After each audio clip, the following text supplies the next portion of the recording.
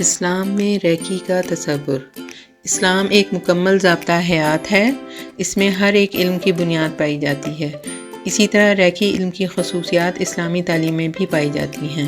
جس طرح ریکی کے علم کو سیکھنے سے پہلے ضروری ہے کہ انسان کی نیت صاف ہو اور وہ خلوص دل سے مریض کا علاج کرے اور اس کا اخلاق کا معیار بلند ہو اور اس میں لالچ کا کوئی عنصر نہ پایا جاتا ہو، تبھی انسانی قوت کی لہریں مریض پر اثر انداز ہوتی ہیں۔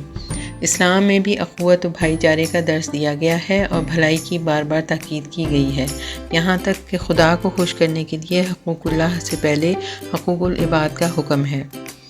دعا کی اہمیت۔ اسلام میں دعا کی بہت اہمیت ہے۔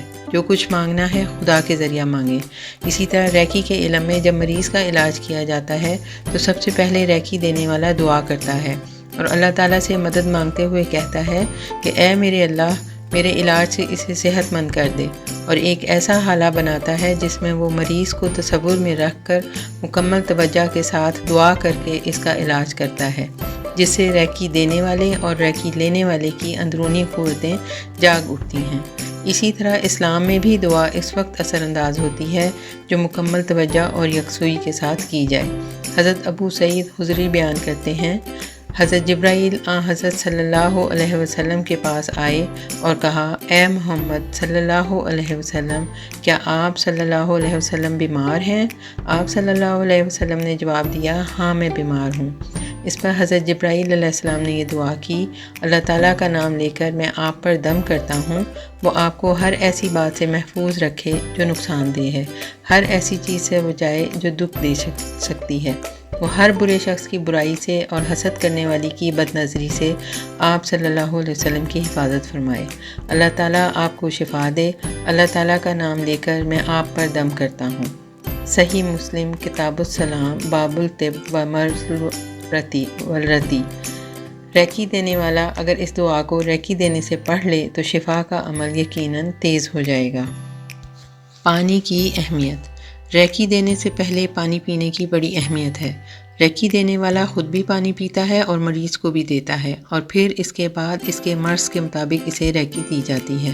لیکن اگر مریض زیادہ ہیں تو ریکی دینے والا مناسب حال پانی کا استعمال کرے گا، کیونکہ انسانی جسم کو قدرتی ماحول کے مطابق ہی کام کرنا ہوتا ہے۔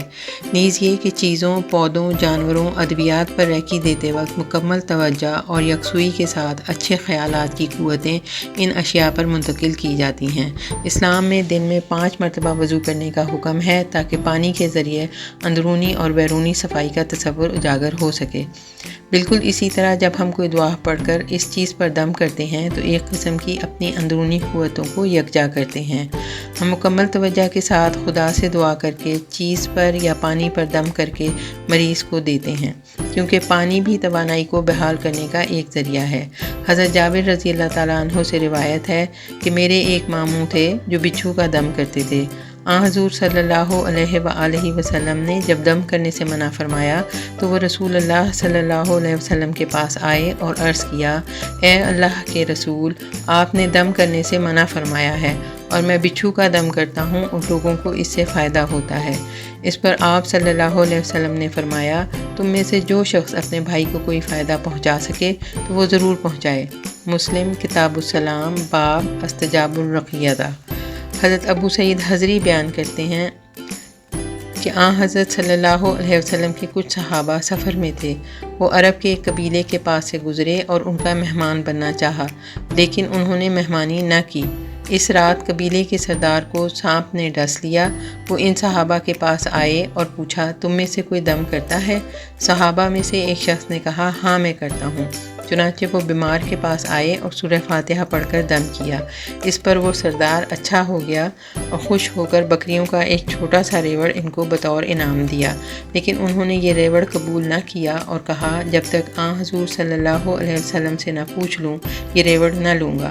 چنانچہ حضرت صلی اللہ علیہ وسلم کے پاس وہ آئے اور اس واقعے کا ذکر کیا اور ساتھ ہی عرض کیا، اے اللہ کے رسول صلی اللہ علیہ وآلہ وسلم، میں نے تو صرف سورہ فاتحہ کا دم کیا تھا۔ اس پر حضور صلی اللہ علیہ وسلم نے تبسم فرمایا اور پوچھا کہ تمہیں کیسے معلوم ہوا کہ سورہ فاتحہ کا دم ہے؟ پھر فرمایا تم اس قبیلے سے بکریاں لے لو اور میرا حصہ بھی ان بکریوں میں رکھو۔ صحیح مسلم کتاب السلام باب جواز اخذ الاجرۃ علی الرقیۃ، یعنی اگر انعام یا نذرانہ کی ضرورت ہو تو کوئی حرج نہیں، لیکن پیسوں کے لالچ میں زیادہ معاوضہ لینا مناسب نہیں، نہ ہی اسے کاروبار کا رنگ دینا چاہیے۔ لہٰذا ریکی دینے والے کو چاہیے کہ وہ دعائیں یاد کرے جو بیماریوں کے حوالے سے ہیں اور ان کو پڑھ کر علاج شروع کرے، انشاءاللہ اس کا مریض ٹھیک ہو جائے گا۔ اس کے علاوہ آپ اپنی محنت کے مطابق اگر معاوضہ لیتے ہیں تو یہ بھی ٹھیک ہے، کیونکہ ریکی ماسٹر کو بھی زندگی گزارنے کے لیے پیسوں کی ضرورت ہے، لہٰذا ہر کام میانہ روی کرنے سے برکت ہوتی ہے اور انسان کا ضمیر بھی مطمئن رہتا ہے۔ نیز دم کا ریکی سے تعلق اسی طرح ہے۔ جب کوئی اپنی توانائی کی لہریں دوسروں میں منتقل کرتا ہے تو دراصل یہی توانائی اس کی ریکی کہلاتی ہے۔ آج سائنس نے بھی ثابت کر دیا ہے کہ آپ کی اچھی سوچ آپ کے اندر کے نظام کو بہتر کرنے میں مددگار ثابت ہوتی ہے، بالکل اسی طرح جس طرح کسی کے دیکھنے کا انداز آپ کے خیالات کو منتشر یا یکجا کر سکتا ہے، یا آپ کسی کی نظر سے اندازہ کر سکتے ہیں کہ وہ آپ کو کس انداز سے دیکھ رہا ہے، یا چہرے کے زاویے سے خوشی کا یا غم کا پتہ چلتا ہے، یا کوئی آپ کے کندھے پر نرمی سے ہاتھ رکھ دے تو آپ کے اندرونی نظام میں تبدیلی آنا شروع ہو جاتی ہے۔ یہ سب کچھ مختلف قوتیں ہیں جو ریکی کی شکل میں انسان کے اندر دوڑتی ہیں۔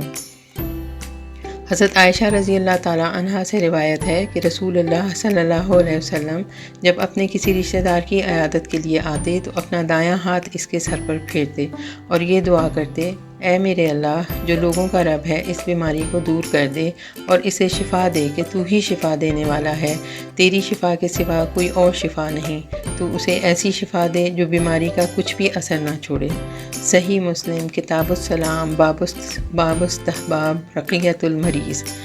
ریکی میں بھی ریکی دینے سے پہلے سر پر ریکی دینے کی خاص اہمیت ہے، اور علاج سے پہلے ایک گول دائرہ نما حالہ تصور میں مریض کے ارد گرد بنایا جاتا ہے۔ ارشاد نبوی ہے، کسی بھی بیماری کی جڑ جسم کی ٹھنڈک ہے۔ یہ حقیقت ہے کہ اگر جسم ٹھنڈا ہو تو خون کا دوران اچھا نہیں ہوتا، جس کی بنا پر تکلیفیں شروع ہو جاتی ہیں، اور ریکی میں بھی جسم کے متاثرہ حصے پر بذریعہ ہاتھ اندرونی قوتوں کو منتقل کرنے کے لیے تھوڑے فاصلے پر جب ہاتھ رکھتے ہیں تو کچھ سیکنڈ کے بعد گرم لہریں محسوس ہونا شروع ہو جاتی ہیں، اور جہاں ریکی دی جا رہی ہوتی ہے اس ماحول کو بھی گرم رکھا جاتا ہے۔ اور یہ 1500 سال پہلے ہادی و رہنما آپ صلی اللہ علیہ وسلم نے اس بات کی نشاندہی کر دی کہ جسم کی بیماری کو ٹھیک کرنے کے لیے حرارت کی ضرورت ہوتی ہے۔ اس کے ساتھ غذا اور ادویات پر بھی توجہ دینی چاہیے۔ نبی صلی اللہ علیہ وسلم کے گھرانے میں جب بھی کوئی بیمار ہوتا تو جو کے دلیے کے ساتھ زیتون پکا کر مریض کو کھلایا جاتا، جو مکمل فولاد، کیلشیم اور وٹامنز کا مرکب ہوتا ہے۔ آپ صلی اللہ علیہ وسلم نے پودے لگائے اور پودے لگانے کا حکم دیا، اور ایک مرتبہ آپ صلی اللہ علیہ وسلم نے فرمایا، مدینہ کے سبزے کو نہ کاٹا جائے۔ اس سے صاف ظاہر ہوتا ہے کہ آپ صلی اللہ علیہ وسلم کی ماحولیات پر بھی گہری نظر تھی، کیونکہ پودے کائنات کی قوتوں کو صاف اور خوشگوار بناتے ہیں، اور اس سے انسانی جسم میں توانائی کا معیار بلند تر ہوتا جاتا ہے۔ کائنات میں توانائی مختلف صورتوں میں ہر جگہ پھیلی ہوئی ہے، جس کو انسان اپنے اندر جذب کر سکتا ہے، جس کا بہترین وقت صبح سورج نکلنے کا وقت ہے۔ اس وقت آپ اپنے جسم میں توانائیاں جذب کر سکتے ہیں، کیونکہ ایک ملک میں سورج نکل رہا ہے اور دوسرے میں ڈوب رہا ہوتا ہے، تو اس کے نتیجے میں توانائی کا ایک حالہ سا بن جاتا ہے۔ جنگ کے دوران آپ صلی اللہ علیہ وسلم نے سبزہ کاٹنے، فصلوں کو خراب کرنے یا آگ لگانے سے منع فرمایا، بچوں، عورتوں اور بوڑھوں پر زیادتی کرنے سے بھی منع فرمایا، اور قیدیوں کو فدیہ دے کر چھوڑ دینے کا حکم فرمایا۔ اسی طرح جنگ کے دوران جو مایوس کن حالات پیدا ہوتے ہیں، آپ صلی اللہ علیہ وسلم نے مناسب اور بلند پایہ ہدایات دے کر کائنات کی قوتوں کو خراب ہونے سے بچانے کی ایک ترکیب بتائی ہے۔ بچوں اور عورتوں سے زندگی کی امید پیدا ہوتی ہے، اور بوڑھے اچھے اور برے کی تمیز بتاتے ہیں، اور اس مایوس وقت میں نوجوان زندگی کو رواں رکھنے کی علامت ثابت ہوتے ہیں۔ مدینہ میں ایک شخص تھا جس کی بد نظر مشہور تھی، اور حضرت ابو عبداللہ الساجی رضی اللہ تعالیٰ عنہ کے پاس ایک بہت خوبصورت اونٹنی تھی۔ لوگوں نے کہا، آپ اس بد نظر آدمی سے اپنی اونٹنی کو بچائیں۔ آپ رضی اللہ تعالیٰ عنہ نے فرمایا، میری اس سے کیا دشمنی ہے جو وہ میری اونٹنی کو نقصان پہنچائے گا۔ جب اس آدمی کو یہ خبر ملی تو آپ رضی اللہ تعالیٰ عنہ کی اونٹنی بہت خوبصورت ہے، تو وہ حضرت ابو عبداللہ الساجی رضی اللہ تعالیٰ عنہ کی اونٹنی کے پاس آیا اور اپنی بد نظر سے اونٹنی کو دیکھا تو آپ کی اونٹنی کمزوری کی حالت میں زمین پر گر گئی اور دیکھتے ہی دیکھتے تڑپنے لگی۔ اور جب لوگوں نے حضرت ابو عبداللہ الساجی کو یہ تمام واقعہ سنایا تو آپ اپنی اونٹنی کے پاس جا پہنچے اور آسمان کی طرف ہاتھ اٹھا کر درد دل سے دعا کی اور دیکھتے ہی دیکھتے اونٹنی ٹھیک ہو گئی۔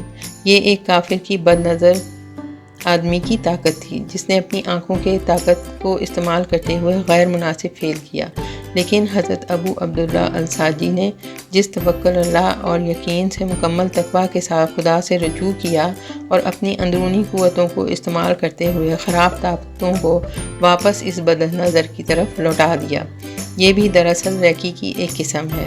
لہٰذا انسان کو چاہیے کہ وہ اپنی قوتوں کو مثبت انداز میں اجاگر کرے، کیونکہ منفی قوتیں ہمیشہ رسوا ہی ہوتی ہیں۔ جس طرح میکا سوئی نے بتایا ہے کہ ریکی ماسٹر ایماندار، سچا، صابر اور با اخلاق ہو تبھی اس کی توانائیاں مثبت رنگ میں مریض پر اثر انداز ہوں گی۔ مندرجہ بالا حدیث سے بھی یہ بات ثابت ہوتی ہے کہ آپ کی مثبت سوچ، خدا پر توکل اور دعا آپ کے مرض کو بہتر کرنے میں زیادہ معاون ثابت ہوتی ہے۔ ارشاد نبوی صلی اللہ علیہ وسلم ہے، اپنے گھروں کے صحنوں کو صاف ستھرا رکھو اور وہاں یہودیوں کی طرح کوڑا کرکٹ جمع نہ کرو۔ اور بحیقی کی حدیث میں آتا ہے، اپنے گھروں میں لوبان، ساتر اور مرمکی کی دھونی دیا کرو۔ نیز آپ صلی اللہ علیہ وسلم کو تنگ و تاریک گھر بھی پسند نہیں تھے، کھلے اور گشادہ گھروں کو پسند فرماتے تھے۔ پرانے زمانے میں لوگ گھروں کو اس انداز سے بناتے تھے کہ گھروں میں چاروں طرف ہوا کی آمد و رفت رہے، اس طرح مختلف توانائیاں ان کے گھروں میں داخل ہوں۔ ان تمام باتوں سے ظاہر ہوتا ہے کہ ہوا اور خوشبو سے جو توانائی پیدا ہوتی ہے وہ انسانی زندگی کو صحت مند رکھنے کے لیے بہت ضروری ہے۔ مختلف زمین کی مختلف توانائیاں ہوتی ہیں۔ مدینہ کی ایک زمین ایسی ہے کہ وہاں پر پیدا ہونے والی کھجور اگر دل کے مریض کو کھلائی جائے تو وہ جلد صحت یاب ہو جاتا ہے۔ حضرت سعد رضی اللہ تعالیٰ عنہ فرماتے ہیں کہ ایک مرتبہ میں ایک مرض میں گرفتار ہو گیا، میرے پاس رسول اللہ صلی اللہ علیہ وسلم تشریف لائے۔ آپ صلی اللہ علیہ وسلم نے دست مبارک سے میرے سینے پر اپنے دست مبارک کو میرے سینے پر دونوں چھاتیوں کے درمیان رکھا۔ مجھے آپ صلی اللہ علیہ وسلم کے مرمری ہاتھ کی ٹھنڈک محسوس ہوئی۔ آپ صلی اللہ علیہ وسلم نے فرمایا، تم دل کے مریض ہو، اس لیے حارث بن کلدہ ثقفی سے رجوع کرو کہ وہ ایک ماہر طبیب ہے۔ ویسے 7 عجوہ کھجوریں مدینہ کی لے لو اور ان کی گٹھلی سمیت عقلاً استعمال کرو۔ سنن ابو داؤد حدیث نمبر 3875۔ یہ دنیا میں پہلی مرتبہ دل کے مرض کی تشخیص کی گئی۔ مدینہ کی عجوہ کھجور ساری دنیا میں بہت مشہور ہیں۔ اب اس زمین میں کس قسم کی توانائیاں پائی جاتی ہیں، اس پر تحقیق کی جا رہی ہے۔ اس میں بھی ریکی دینے کا پہلو نظر آتا ہے جو آپ صلی اللہ علیہ وسلم نے صحابی کے دل پر کیا۔ حضور صلی اللہ علیہ وسلم کا معمول تھا کہ صبح ایک دم اٹھ کے نہ بیٹھا کرتے تھے، بلکہ آرام سے اٹھتے اور اپنی آنکھوں کے پچھلے حصے کو انگلیوں کی پھروں سے بائیں سے دائیں اور دائیں سے بائیں مساج کرتے۔ اور جدید تحقیق سے یہ بات ثابت ہوتی ہے کہ ایسا کرنے سے بینائی میں توانائی آ جاتی ہے، اور ریکی میں بھی سب سے پہلے سر پر ہی ریکی دی جاتی ہے۔ حضرت عثمان بن ابی العاص رضی اللہ تعالیٰ عنہ سے مروی ہے کہ انہوں نے رسول اللہ صلی اللہ علیہ وسلم سے درد کی شکایت کی جو ان کے بدن میں اسلام لانے کے بعد سے پیدا ہوا تھا۔ رسول کریم صلی اللہ علیہ وسلم نے ان سے فرمایا کہ اپنا ہاتھ بدن کے اس حصے پر رکھو جہاں تکلیف ہے، پھر 3 مرتبہ بسم اللہ کہو اور 7 مرتبہ تعوذ کرو کہ میں اللہ تعالیٰ کی عزت و قدرت کے طفیل اس شر سے پناہ چاہتا ہوں جو میں اپنے بدن میں پا رہا ہوں اور جس سے میں خطرہ محسوس کرتا ہوں۔ مسلم حدیث نمبر 2202۔ اس طرح ریکی کے علم میں مریض کے علاج سے پہلے اس کے سر پر ہاتھ رکھ کر توانائی کو اس کے جسم میں منتقل کیا جاتا ہے، اور پھر جہاں اس کو تکلیف ہے وہاں پر ہاتھ رکھ کر ریکی دی جاتی ہے۔ اس عمل کو ہمارے پیارے نبی صلی اللہ علیہ وآلہ وسلم نے کئی جگہ بطور علاج کے استعمال کیا۔ جب ریکی دینے والا ریکی دیتا ہے تو وہ اپنے خیالات اور دعا کو حال میں رہ کر اپنی قوتوں کو منتقل کرتا ہے، ماضی یا مستقبل یا انکار یا حکم کا استعمال نہ کرے۔ جیسے مثال کے طور پر مندرجہ بالا حدیث سے ظاہر ہوتا ہے کہ اس میں آ رہا ہے پناہ دے جیسے الفاظ استعمال ہوئے ہیں جو کہ حال کا صیغہ ہیں۔ تو ریکی میں حال کا تصور جلد اثر پیدا کرتا ہے، جس کی خبر ہمارے پیارے نبی صلی اللہ علیہ وسلم نے ہمیں بہت پہلے دے دی ہے۔ مثال کے طور پہ میں پڑھ رہا ہوں، سبق یاد ہو رہا ہے، میں اپنے مقاصد میں کامیاب ہو رہا ہوں، میں اس کام کے لیے یہ لائحہ عمل تیار کر رہا ہوں وغیرہ وغیرہ، لیکن اس کے ساتھ سوچ کو عملی جامہ پہنانا بھی ضروری ہے۔ سنن ابو داؤد میں شفا بنت عبداللہ رضی اللہ تعالیٰ عنہ سے روایت ہے کہ انہوں نے بیان کیا کہ میرے پاس رسول اللہ صلی اللہ علیہ وسلم تشریف لائے اور میں حضرت حفصہ رضی اللہ تعالیٰ عنہ کے پاس تھی۔ آپ نے صلی اللہ علیہ وسلم نے فرمایا کہ کیوں نہیں پہلو کی پھنسیوں کا دم کرنے کا طریقہ اسے سکھا دیتی جیسا کہ اس کو فن کتابت سکھایا۔ ابو داؤد حدیث نمبر 3886۔ پہلوؤں کی پھنسیوں سے مراد ایسا مرض ہے جو پھنسیاں نکلتی ہیں جس میں چونٹیاں ریگنے کا احساس ہوتا ہے اور درد ہوتا ہے۔ اس حدیث سے ثابت ہوتا ہے کہ اس زمانے میں بھی بیماری ٹھیک کرنے کا طریقہ باقاعدہ سکھایا جاتا تھا، جس میں ادویات، پانی اور کا بھی استعمال ہوتا تھا۔ لہٰذا کسی بھی علم کو بغیر سیکھے دوسروں پر استعمال نہیں کرنا چاہیے۔ ریکی آپ کی ادویات کے ساتھ مل کر آپ کو تندرست کرنے میں مؤثر ثابت ہوتی ہے، لہٰذا آپ ڈاکٹر سے رابطے میں ضرور رہیں، اس کے مشورے اور ادویات پر عمل کریں۔ بالکل اسی طرح اگر آپ بغیر ہاتھ دھوئے کھانا کھا لیتے ہیں تو آپ کے کھانے کے ساتھ آپ کے جسم میں گندے جراثیم منتقل ہو جاتے ہیں، لہٰذا علاج کے ساتھ احتیاطی تدابیر اور ایسے انتظام کر لینے چاہیے جس سے آپ جلد از جلد صحت مند ہو سکیں۔